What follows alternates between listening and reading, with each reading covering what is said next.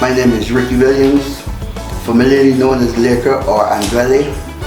I am a resident of St. Michael Northwest, having been born in Goodland and raised up in Deacon's Farm. I moved into the farm when I was 18 years old. My parents got one of the houses down there, and my father sent me in the house before the family actually moved down into the house. So I spent a little time down there by myself, and it was it's an experience that I will never forget, because I come out of a pit toilet atmosphere. And I remember moving into the farm. I was going to school at Foundation at the time, but Foundation School did not have a water toilet. We had these things like this pulled down, called latrines. So that's a whole different thing, right? When I moved into the farm, it was an experience that would last me forever. Because I moved into this house, first thing, you got a bathroom in the house. Never seen that before. And when I went into the bathroom, curious, I looked at the toilet. And it was like, this must be the toilet. So I pressed it, and I saw the water churning. Shh. And I can't explain to people how I felt then, but it was something like extraordinary happening. So I keep pressing the handle, and pressing the handle, just watching the water coming down and disappearing. All of a sudden I felt like I want to use the toilet, because I got experienced this. I've never had this before. But prior to that, I was sitting down on a pit toilet. I had to be accompanied by my parents to go to the pit. And they would, if it was the evening time, they would have to light something, like a mattress, a newspaper, and run the cockroaches or whatever it was from around there. So that was my first experience. No, that was an experience, that pit toilet. And the Deacon's Farm itself was an experience, because here it is that now I live in a nice place. In my opinion, it was a very nice place. We had 3 bedrooms, nice little bathroom, a nice little kitchen. You got enclosed yard. And I started then to be aware of politics, because my father was a political animal, and he used to be with Earl Barrow. I knew Earl Barrow coming to my house with my dad, and listened to him talking and stuff like that, and then experiencing Deacon's Farm, how he took people and carried them to the next level of living, because at that time that was a different level, a higher level of living.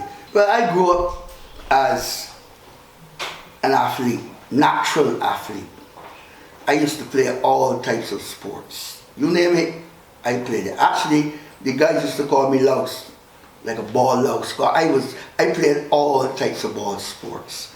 And that area produced some excellent athletes, cricketers, footballers, basketball players, you name it, tennis players. So that environment was really conducive to the platform that I achieved after I went on to play at the national level football. And then I went past national level. I was one of the first people that ever played professional football in Barbados. That was my dream at the time. When they said that you could not do it, it was not achievable, I did it along with my buddy Jerry Goddard. We had a contract in Trinidad and Tobago as professional football players playing for KSI Phoenix. Cricket, I was at the cusp of being a Barbadian cricketer. I was taken to trials, or sent for to go to trials, early days when I was even at Foundation School. Basketball, I played football for Foundation, basketball for Foundation. I played water polo for Foundation, even though I wasn't a really good swimmer. I played every available sport that you could think of for my school. I got into music, again being from the area, the Deacons, Goodland area. Back in those days, you used to go, every area had a band. Sometimes 3 or 4 bands in one area. It was really conducive to music back in that time. And the band closest to me was a band by the name of Fireballs. Strange name, eh? Run by a guy called Keith Elcott. And I used to go by him because he was my friend. I listened to the band rehearsing. At Foundation School also. Foundation School was a hive of music. because out of foundation school became the Troubadours coming to foundation. A group called Lampshade, there was Revelations, a lot of bands, foundation school boys were involved in music. So music wasn't then far away from me. But I got more involved in my district when I go to the band house and listen to the fireballs rehearsing. And then the music bug hit me. I could always play a bit of guitar. And I started to play around with the guitar, not knowing that they were paying interest in my playing. And an opportunity came for the band to go on a cruise ship. And told the guys said that they can't go because of commitments to family and work. And the leader of the band asked me if I would go. I said, well, I can't play good enough to go. He said, that ain't true. I hear you here playing around, I know you can do it. And when you can't do it, I will show you. And that was my baptism into music at the very early years. I met Jackie Opel just before he died. Jackie Opel was doing a show at the Globe Cinema. And my uncle Mark Williams, he was the promoter of the show. Jackie was not allowed, back in those days, the promotion of the show used to be guys driving around with a bullhorn advertising the show. There wasn't social media, only one radio station. And Mark asked me to drive Jackie in the convertible car throughout the area advertising the show. And that is how I first met Jackie Opel. And I started to work with him. And I realized that he was not an ordinary guy. From day one, I found that there was something different about this guy. I did that for 3 weeks, and then I heard that he was in an accident 4 in the morning. Mark called me and told me that Jackie just died. And a part of me like it died at the same time with him. Because what I gained from him, musically and socially, in that time, I've never had from no other person in my life. If there's two people that affected my life, it's Earl Barrow and Jackie Opel. I was introduced to Wendy Allen by a keyboard player who said at the time that when he was back in Barbados and they were looking to put a band together, and he wanted me to play in the band. I had heard about Wendy before, I admired her from a distance, but never really got close to her until then. And when we started to rehearse, and I heard the lady sing, and I was like, wow, this woman is special. So we started to work in Barbados for a little while, and then cruise ship came calling, and Colin Spencer, who's a Californian guy that sings in Barbados, he called me and asked me if I was sub for him on a cruise ship. He was getting off for 3 weeks, and he wanted somebody to come up to the cruise ship for 3 weeks. I said, man, why not? And I asked the others in the band, and they never went on a cruise ship before. So they said, yeah. And the 3 weeks turned out to 11 years. She had liked it so much, and the response that we got on the cruise ship, primarily because of her and her talent, is that was an overwhelming experience. I can remember we were in St. Martin in a restaurant, and we got out the restaurant and decided that it was Wendy and an American singer who used to work on the ship too. Said they want to go and do some shopping, big lady ship. So they had to go in this big store where they sell big things. And while they were on this work, listen to this carefully, while they were in the store shopping, the shop assistant heard the American accent and the Bajan accent. But what really made it so special that when Jane, the American, said Wendy, and when he answered as a Bajan, the woman was from St. Martin. I heard a singer with the name Wendy. She got curious, so she asked, "You are Wendy Allen?" And if you know Wendy Allen well, Wendy Allen don't like to talk about herself. So she didn't say anything, and the lady said, the American woman said, "That is the famous Wendy Allen." The woman almost died. The woman shut the store and took out the telephone and called her daughter and said, "Come to the store now." So the girl came in a little while, because you know St. Martin too big. And when the girl came to the store, she introduced the girl to Wendy as Wendy. Wendy meet Wendy. long and short of it was, she named her daughter after Wendy Allen because she heard Wendy Allen sing all these years. She was a fan, a die-hard fan. Spool's music, and that was the effect of Spool's music. I saw it firsthand throughout, not in Barbados, I saw it firsthand throughout the Caribbean, as far up to Miami, while we were touring on the ship, and the guests, when we started to play Spools, used to be always curious and ask us, they like that reggae song. We had to explain it wasn't reggae, it was Spools. And we started to play the Spools, and even the Jamaicans were wondering, why you all don't play this music a lot more? Because this music, Spools is the most infectious music that you can think about. And Spools, the theme of Spools has always been about love. So Spools always puts you in that mode. It's a pity that we have not seen the value of Spools music in Barbados. For whatever reason, the people in authority, they keep, I remember the St. Elbar stopped Carnival in Barbados in 1958. Told them to go out and find a festival that is suitable to Barbados. They went back, people like Nigel Harper and that crowd that was inside the ministry, and came back with the theme crop over. And that's how crop over formed, you know. For us to stop doing Carnival, we were celebrating the finishing of the crop. Crop is over. And that was supposed to be our festival. Unfortunately, they take it right back to Carnival. For whatever reason, they don't know. They still got the pick of the crop. They had Kadum at this, they had this jump up this, and they never once saw to have a Spools festival in that crop over festival to this day. Yeah, I never thought that I would have been involved with elective politics, but I had always liked the atmosphere of politics. And I remember my uncle, my mother's brother, Mark, he too was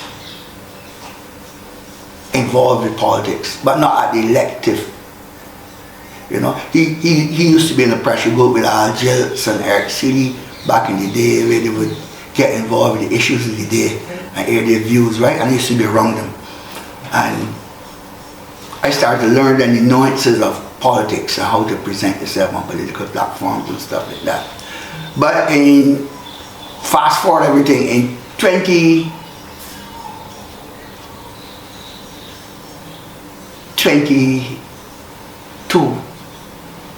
I was asked, as far back as 2020, I was asked to be a candidate. I had a conversation with a friend of mine who was at the time the General Secretary of the Democratic Party, Dyson Mears.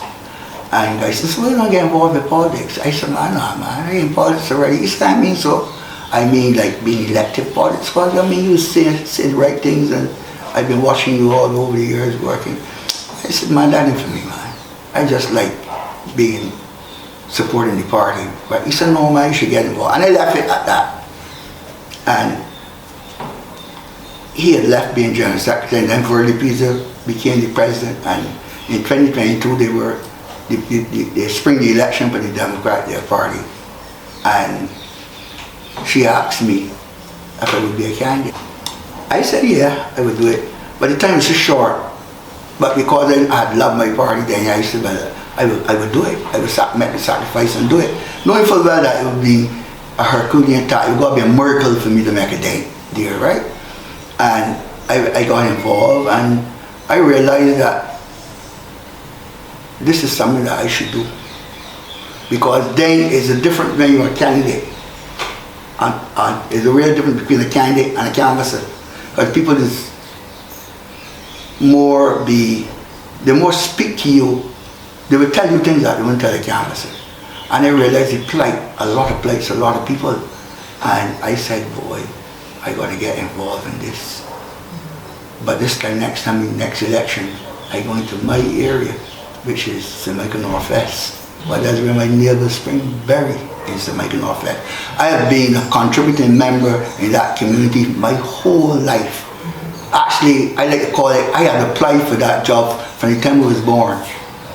I was working in that constituency forever. I got a body of work there in sports and in social work. If you go through the line from breath that constituency, whether you are a fan of me or not, they will tell you that Laker did a lot of work down here with these people. So it irritates me when I see people getting involved in politics without a body of work, you know. You just want to be a candidate, but you want to run for constituency. You live in that constituency too, and nobody knows you. But all of a sudden, you get up and you want the same people to vote for you when all your life, 40 years and over, you never did nothing in that constituency of worth. I played professional football overseas, and when I came back home, being a professional footballer, I learned a lot of things about football that I never knew. And I was always thinking that whenever I get an opportunity to get back home, I am going to teach the people in my area how to play football properly. Because the reason why I say that is when I went to play professional football, I had to learn how to play football properly. And I thought that I should be able to take what I learned there and bring it and teach to my people. So I said, so then I started the Deacons Farm Football Club in 1981. It was the same day that my son born. It's the same day that the idea hit me to start this football team. February the 15th, 1981. And we started the football team in Deacons Farm in 1981. From scratch. I mean from scratch. The people in the area, the football people in the area, they believed in me. And they were all playing in all types of clubs. And when they said they could start a team, everybody lined up, almost everybody came and decided that they would get involved in the football team. And we started to build that team. But not only football, because at the time Ben Strong was alive, and when we got into conversation, I told him we can start a football team. He said, well, I can start a hockey team too, because he was coaching hockey. And we put together a club, and we had a hockey team and a football team, right? And both those teams went to national prominence. Both of those teams were champions in Barbados. The hockey team, he had men and women, and the football team. That football team is still prevalent today. I started road tennis. The first ever Banks road tennis tournament, I started that in Deacons Farm. The first tournament was kept in Deacons Farm at the car. We put a court by the car park down by where Kirk shop is. That was Barbados' first ever road tennis tournament. I can remember when the tennis court was in disarray, and over the years it never was repaired, so they left it out.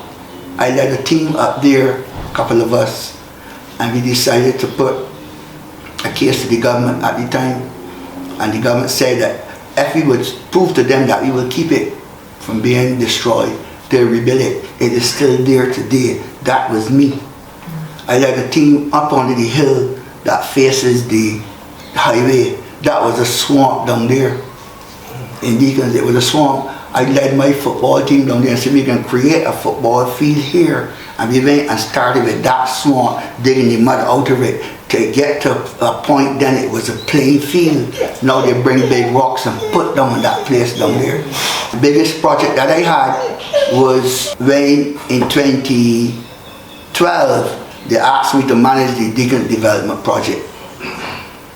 And I went down there with just an assistant and myself.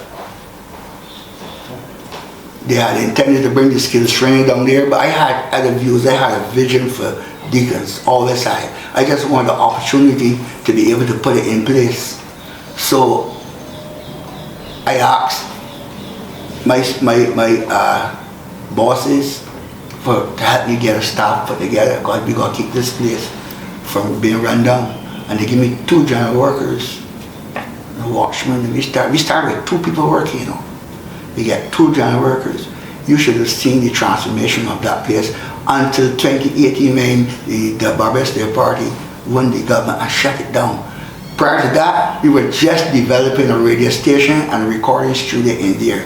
We had a gym in there. We had a conference room in there. We had a hair salon that was just built in there. We had a restaurant being developed in there, and we had the facilities.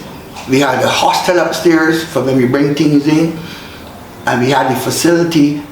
The playing field was there for the football team and the cricket team, and we had a place next to it that was promised to build a gymnasium there. It was promised, and promised by some prominent people that had a meeting that we had down at the, they ain't call the name now, I'll call the name at another day. But you could ask Bjorn Bjerken, Mark Maloney, Chris Sinclair, Derek Allen, Junior Brewster, and myself sat at the meeting there, and they decided it was Derek Allen that brought up the idea of the gymnasium at the time.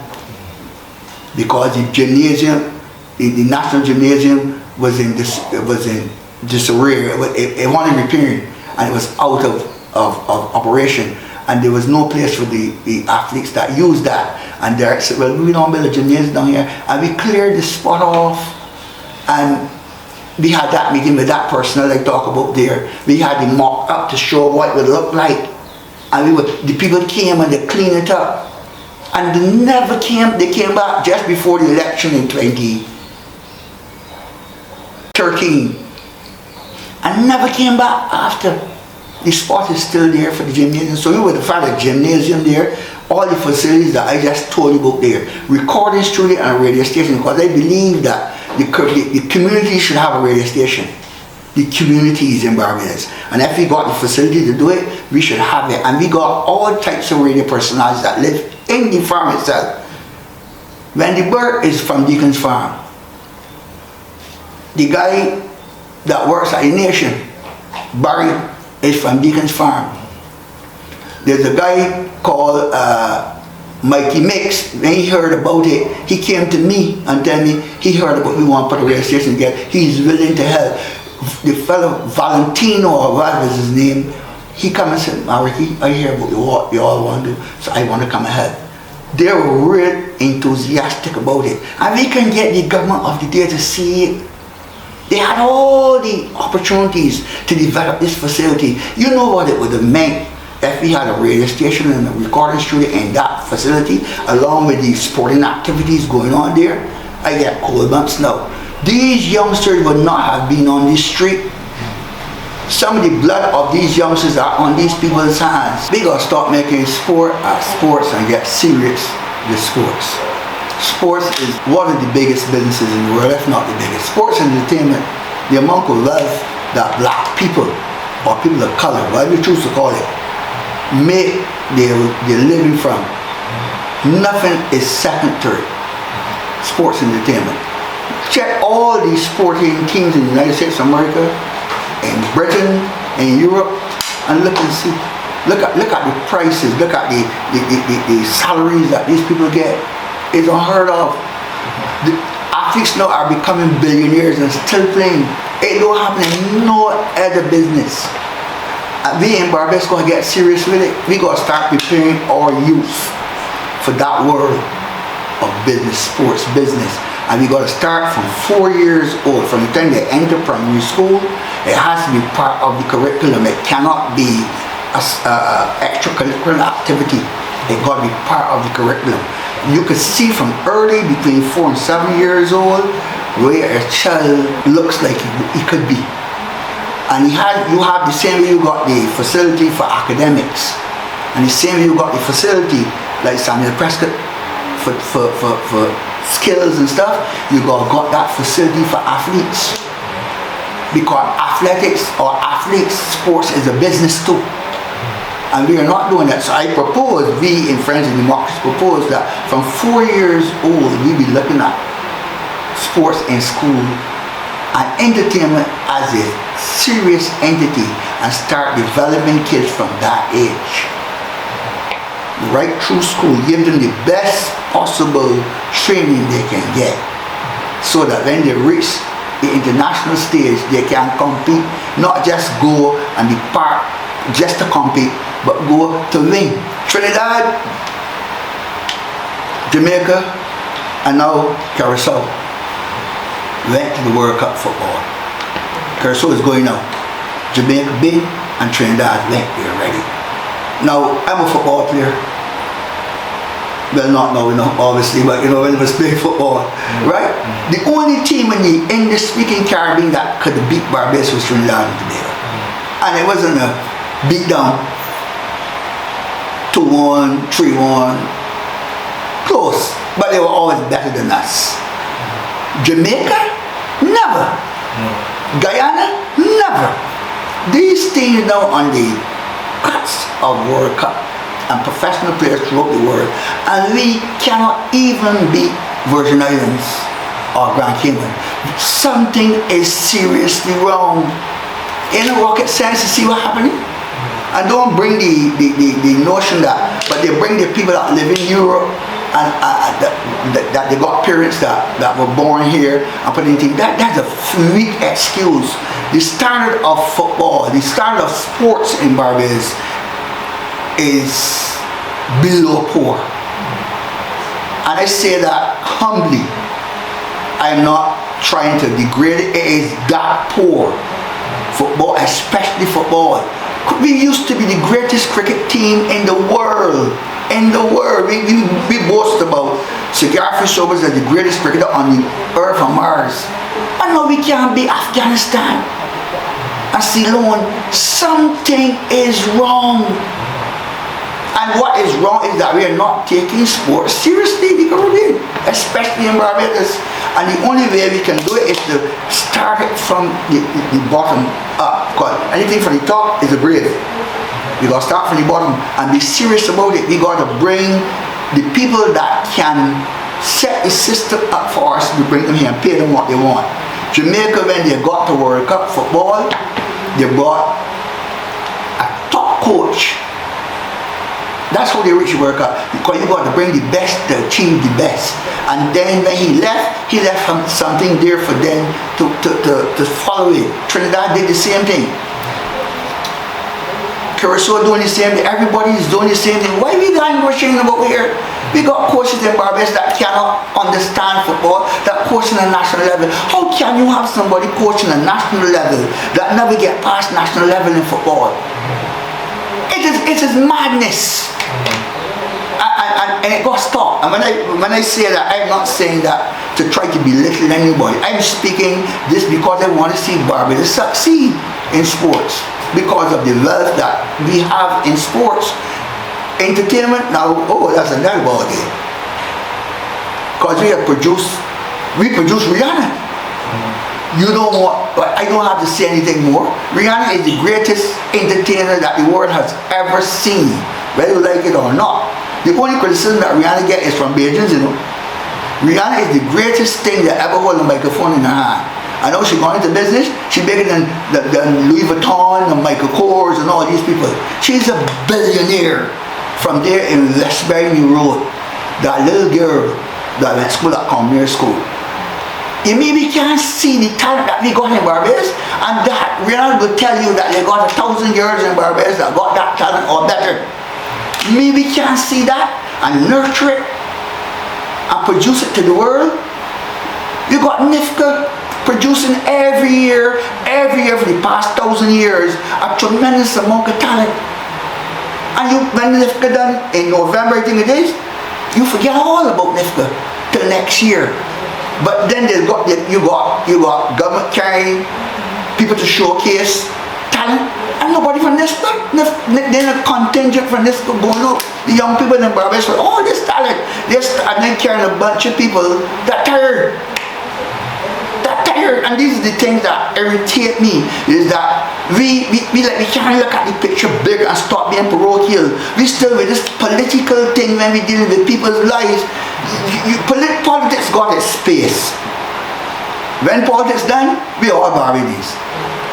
So I don't want to hear, because I vote for you, that I can't help you. This rubbish got to stop. These institutions that we got here in Barbados, crippling the Bajans. Because they got a lot. Look, the center that I told you about just now, Deacon Development Project, when the government changed in 2018, the opposition that promised so much of Barbadians and cares so much of Barbadians, when it changed, they stood on a platform in Deacon Farm and said they're going to shut down there. How you can shut down a place that doing skills training, that got 9 people employed at it? that trying the effort best to produce a facility that nobody in the Caribbean ain't got. And you took proud pride in saying they can shut it down. And some people, I don't want to call them fools on here, go vote for you that live in the same area. You got to be mad. And this got to stop. We got to stop being that road here. We got to stop being, hey, it's a B, and if it's a B, and then you're going to wear shirt and for you got to stop being Bajans. And if I had friends in democracy, because I like friends in democracy, I like the policies of friends in democracy, then we in the government, and you is a B or whatever, and you can do the job, I gave the job because we all Barbadians. These people too. Yeah. Stop ignoring me. That's it. My friends,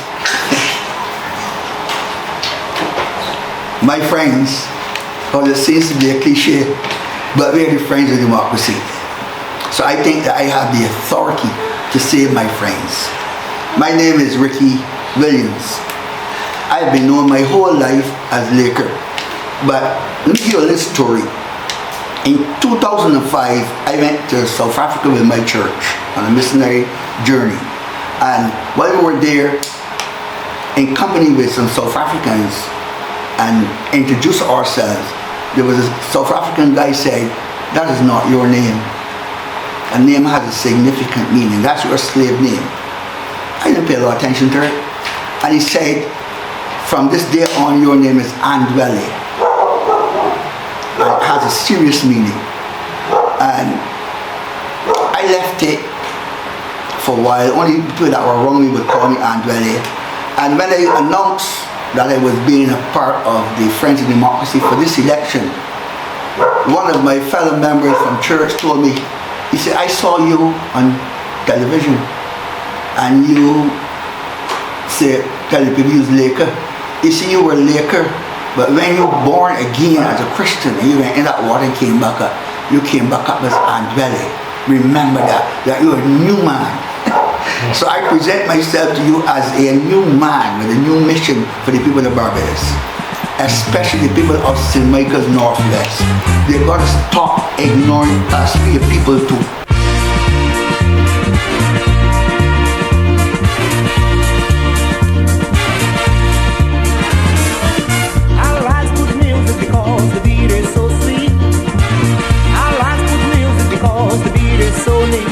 Talking about music, the beat so strong, gonna last so long. Talking about music, the beat so strong, gonna last so long. I may like to know what's going on. Good beat takes my soul, now it's gone. Talking about music, the beat so strong, gonna last so long. Talking about music, the beat so strong, it's gonna last so long. Our man didn't know that school beat was so hard. School beat made my brothers all so glad.